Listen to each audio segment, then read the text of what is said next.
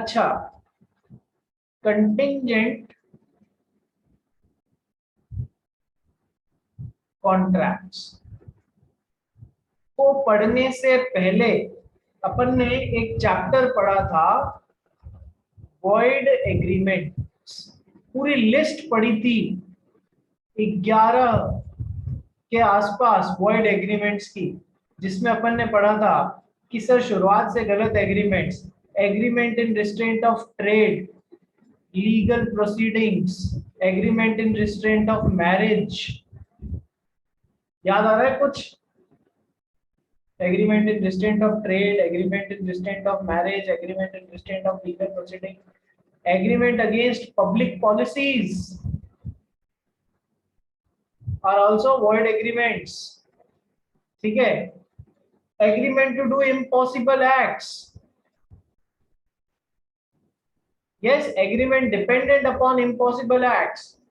तो उसमें अपन ने एक चीज पढ़ी थी, वेजरिंग एग्रीमेंट्स। याद आ रहा है? Wagering agreements. निनाद, क्या होते हैं वेजरिंग एग्रीमेंट्स? निनाद कहाँ चला गया? हाँ शिवम, तू बता, वेजरिंग एग्रीमेंट्स क्या होते हैं? Betting agreements. Agreement to make betting agreements. Betting agreements, very good. Betting agreements are known as wagering agreements। तो सट्टेबाजी को या बेटिंग एग्रीमेंट्स को हमने क्या बोला था कि सर ये वॉइड एग्रीमेंट्स होते हैं या नहीं होते हैं, शुरुआत से गलत एग्रीमेंट्स। क्योंकि आयुषी और ईशा में एक ऐसा एग्रीमेंट हो रहा है, कल बारिश होगी, ये दोनों बेटिंग कर रही हैं, कल बारिश होगी तो मैं तुझे 100 रुपए दूंगी, और बारिश नहीं होगी तो तू मुझे 100 रुपए दे देना। तो ये कैसा है? ये वेजरिंग एग्रीमेंट है ना, बेटिंग एग्रीमेंट है ना। यस, याद आ रहा है वेजरिंग एग्रीमेंट्स? सारे अपन ने बहुत डिटेल में पढ़े थे। ठीक है, वेजरिंग एग्रीमेंट्स की जरूरी बातें क्या थी? नंबर 1 कि इसमें एक अनसर्टेन फ्यूचर इवेंट होता था। अनसर्टेन फ्यूचर इवेंट होता था। क्या?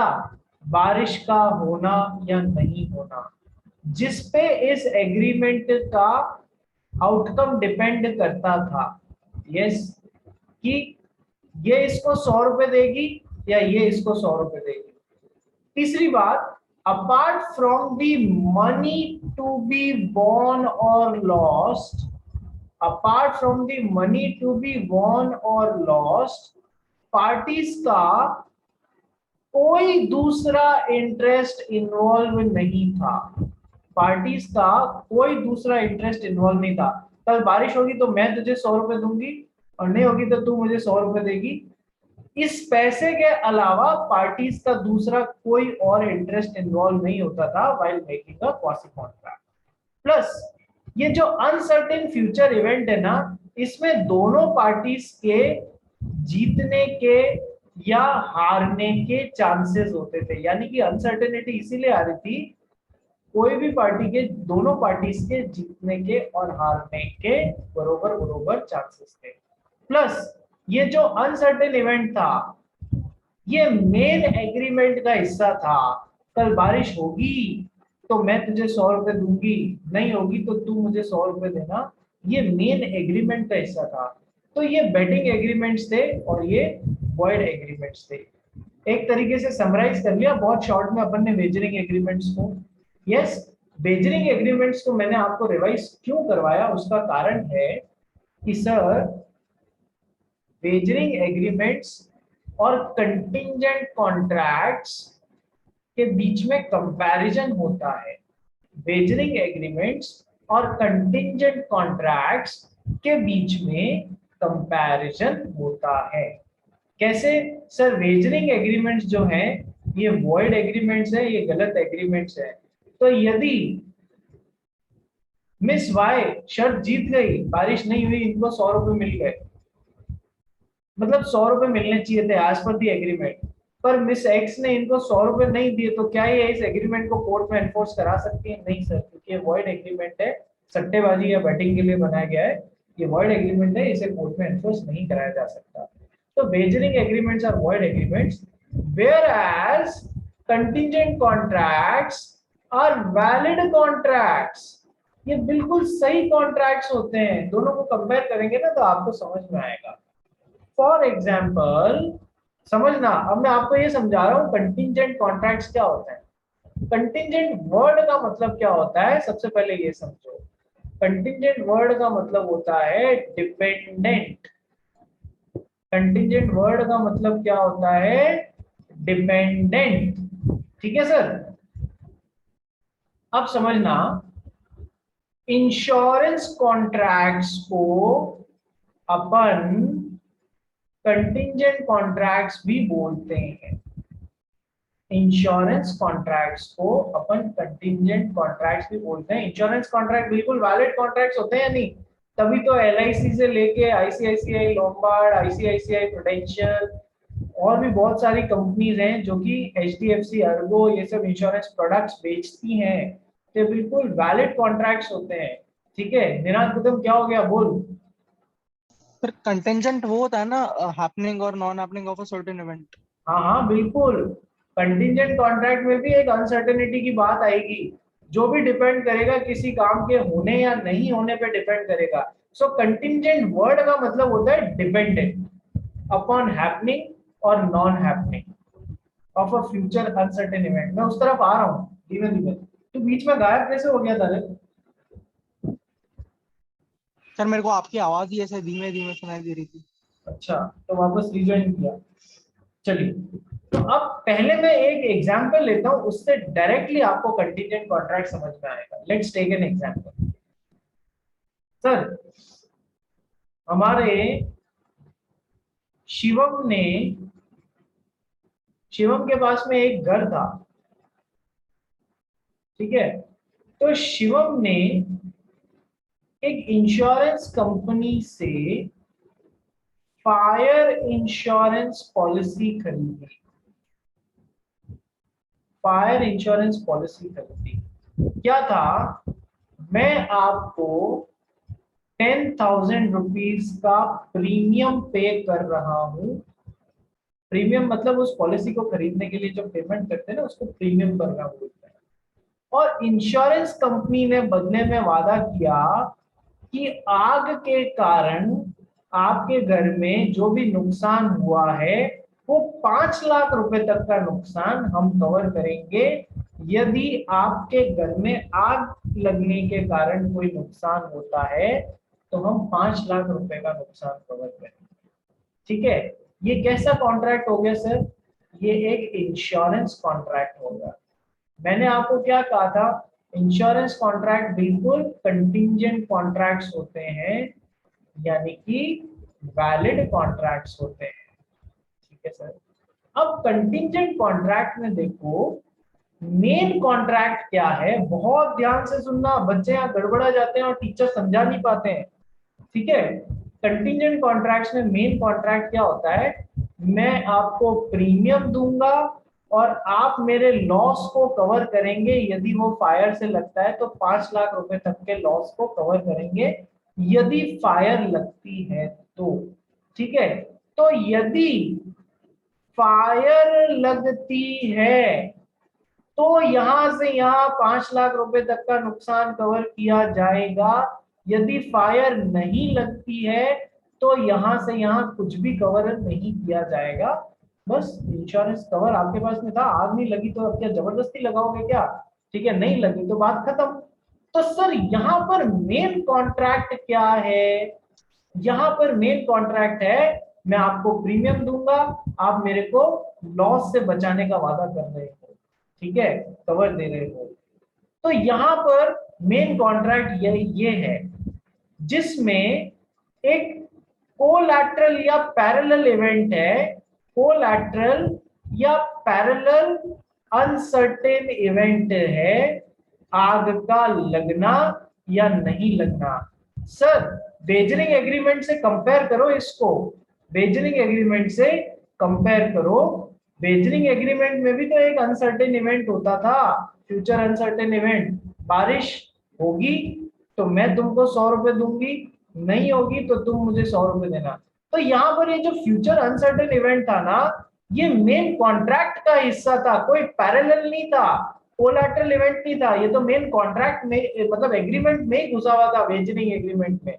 जबकि यहाँ पर मेन कॉन्ट्रैक्ट क्या है, मैं आपसे इंश्योरेंस पॉलिसी ले रहा हूं, आपको प्रीमियम दे रहा हूं, बदले में आपसे कवर ले रहा हूं, यदि यदि आग लगेगी, ठीक है, ये आग लगना इस मेन कॉन्ट्रैक्ट से बाहर पैरेलल इवेंट है, जिसके ऊपर इस कॉन्ट्रैक्ट का परफॉर्मेंस डिपेंड कर रहा है।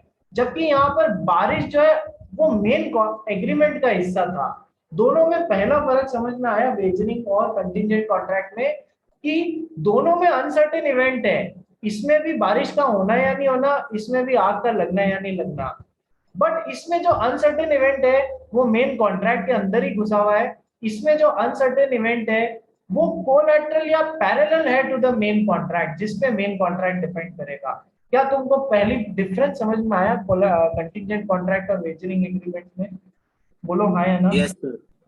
ठीक है, तो एक में तो कोलैटरल या पैरेलल है, एक में खुद कॉन्ट्रैक्ट, एक खुद एग्रीमेंट है, इससे दूसरा मेजर फर्क जो कंटिंजेंट कॉन्ट्रैक्ट और वॉइड एग्रीमेंट में है कि सर ये जो वेजरिंग एग्रीमेंट में है, वेजरिंग एग्रीमेंट्स वॉइड एग्रीमेंट्स होते हैं, जबकि कंटिंजेंट कॉन्ट्रैक्ट्स वैलिड कॉन्ट्रैक्ट्स होते हैं, बिल्कुल सही कॉन्ट्रैक्ट्स होते हैं, कोर्ट में एनफोर्स कराए जा सकते हैं। यदि आग लगने के बाद में भी इंश्योरेंस कंपनी आपको पैसा नहीं दे रही है ना, आप कोर्ट में इस कॉन्ट्रैक्ट को एनफोर्स करा सकते हो, आपको आपका पैसा, यदि वाजिब है तो आपको आपका पैसा दिलाया जाएगा।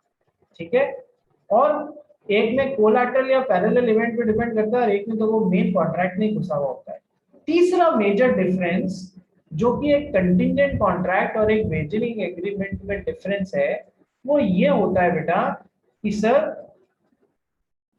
वेजरिंग एग्रीमेंट में apart from the money to be won or lost, there is no other interest of the parties involved.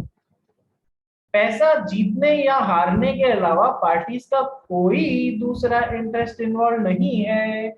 जबकि कंटिंजेंट कॉन्ट्रैक्ट में जब शिवम ने इंश्योरेंस कंपनी से फायर इंश्योरेंस पॉलिसी ली, तो इसका एक दूसरा इंटरेस्ट इन्वॉल्व था। क्या था? अपने घर को फायर से सेफगार्ड करना, फायर के नुकसान से होने वाले नुकसान से सेफगार्ड करना, इसका कोई दूसरा इंटरेस्ट इन्वॉल्व था। केवल पैसे नहीं, उसका दूसरा इंटरेस्ट इन्वॉल्व था, अपने घर को फायर के नुकसान से सेफगार्ड करना। जबकि वेजरिंग एग्रीमेंट में apart from the money to be won और loss, there is no other interest of the parties involve. बात समझ आई? बोलो हाँ या ना। अरे बात समझ आई क्या या नहीं आई? कंटिंजेंट कॉन्ट्रैक्ट और agreement, Alisha Bangar. Yes sir. आ रहा है तेरे को? Yes sir. चलिए बहुत बढ़िया, इंटरेस्ट से पढ़ना, बहुत मजा आएगा। ठीक है, तो कंटिंजेंट कॉन्ट्रैक्ट्स में आप लोग एक डिफरेंस पढ़ेंगे। एक्चुअली में क्वासी कॉन्ट्रैक्ट के बाद में दे दिया है, but here it is difference between a wagering agreement and a contingent contract. ठीक है, हम भी करेंगे लास्ट में, लेकिन आप लोग को ये कंपैरिजन मन में डेफिनेटली आता है कि सर वेजरिंग एग्रीमेंट जैसा ही तो है ही है, पर सर वेजरिंग एग्रीमेंट्स तो वॉइड होते हैं क्योंकि वहाँ प्योरली सट्टेबाजी हो रही होती है। यहाँ पर कंटिंजेंट कॉन्ट्रैक्ट्स में सट्टेबाजी नहीं है भैया, हमारा कोई दूसरा इंटरेस्ट इन्वॉल्व है जिसे हम लोग कवर करने की कोशिश कर रहे हैं। ठीक है, so these are contingent contracts, बाद में पढ़ेंगे कंटिंजेंट कॉन्ट्रैक्ट्स और इनमें क्या डिफरेंसेस होते हैं वेजरिंग एग्रीमेंट्स में। अब सर देखो, अब अपने को मैंने आपको इस जगह लाके खड़ा कर दिया है कि अपन कल से कंटिंजेंट कॉन्ट्रैक्ट्स को पढ़ना चालू कर सकते हैं। फिर various types of contingent contracts आएंगे, उससे पहले essentials of a contingent contract आएगा कि एक कॉन्ट्रैक्ट को कंटिंजेंट कॉन्ट्रैक्ट होने के लिए क्या क्या बातें जरूरी है, वो सब अपने को पढ़ना रहेगा। फिर रूल्स रिगार्डिंग कंटिंजेंट कॉन्ट्रैक्ट, ये बहुत मतलब है ना, थोड़ा सा गुगली टाइप है, लेकिन एक बार समझ लोगे ना तो बहुत मजा आएगा। ठीक है, रूल्स रिगार्डिंग कंटिंजेंट कॉन्ट्रैक्ट्स, और उसके बाद में आएगा difference between contingent contract and wagering agreement. जब हम ये 4 चीजें खत्म कर लेंगे तो हमारा कंटीजेंट कॉन्ट्रैक्ट वाला पोर्शन भी पूरा हो जाएगा। क्वेश्चंस पीछे दिए हुए भी कोशिश कर लेना। क्वेश्चन बैंक जो है of previous chapter and this chapter, discharge of contract and ये जो कंटिजेंट एंड क्वासी कॉन्ट्रैक्ट्स है, ये दोनों साथ में कर लेंगे क्वेश्चन बैंक। अभी एक बार जब अपन ने करना चालू कर दिया है चैप्टर, तो इसी के साथ में कवर अप हो जाने दीजिए, दोनों क्वेश्चन बैंक साथ में कर लेंगे। तो कल से हम लोग पढ़ के और डिटेल में कंटिजेंट कॉन्ट्रैक्ट वाला पार्ट करना शुरू करते हैं। ये वाला पोर्शन तो हमारा पूरा हो ही चुका है, ये करेंगे और अपना इंडियन कॉन्ट्रैक्ट एक्ट को पूरा करने की तरफ कदम बढ़ाएंगे। ठीक है जी, कल मिले सेम टाइम। अच्छा, कल यदि कोई क्लास नहीं हो, कल यदि कोई क्लास